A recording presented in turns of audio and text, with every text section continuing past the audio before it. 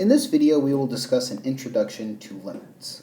We say that the limit as x approaches a of a function f of x is a number L if the values f of x are close to L whenever the inputs x are close to but not equal to a. Two key things here. We don't actually care what happens at the value a, it's what happens for inputs close to a. Additionally, the L here has something to do with y values of our function. Let's investigate this with a basic example. Let's consider the function f of x, which is equal to x squared minus 1 divided by x plus 1.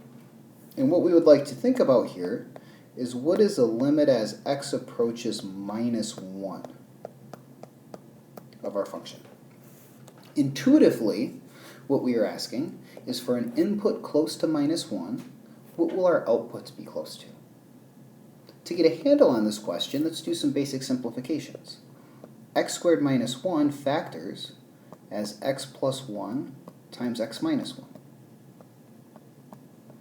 So now the x plus 1 that we have in the numerator and the denominator cancel off with each other, and our function is simply x minus 1, but note this is as long as x is not equal to minus 1. Our function was undefined there originally. So let's investigate this graphically. We'll let each dash here represent 1 unit.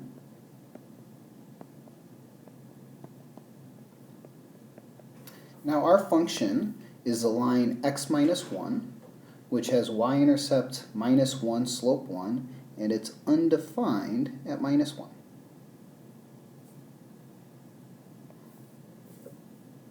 What we would like to think about here is for an input close to minus 1, what are our outputs going to be close to? Well, if I think of plugging an input just to the left of minus 1, we can trace along our curve and see that our outputs are getting closer and closer to minus 2. Likewise, if I plug in an input to the right of minus 1 and we trace along our curve, we see those outputs are again getting as close as we would like to minus 2. So the limit as x approaches minus 1 of our function is the number minus 2. Let's investigate a second example. Let's consider the graph given here and investigate what happens as we approach 2 and what happens as we approach 1. So if we take the limit as x approaches 2, so we think if I plug in an input close to 2 on the left, those outputs are all exactly 1. As I approach 2 from the right, once again the outputs are all exactly 1. So for an input close to 2, the output will be very close to 1. And let me just note here that this is true regardless of what the function value is at 2. So this is true even though f of 2 is equal to 2.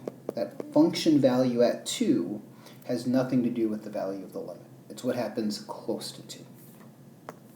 If we look at what's happening close to 1, so if I plug in an input close to 1 on the left, and we trace along our curve here, it seems that the outputs are getting close to 2. If we plug in an input close to 1 on the right, the outputs are exactly 1. And this gives us an issue. We need a single value to be our limit. So for this reason, we would say the limit does not exist. And the explanation is because, well, the limit as x approaches 1 from the left-hand side is the number 2, which we can all agree is not equal to 1, which is the limit as x approaches 1 from the right of our function.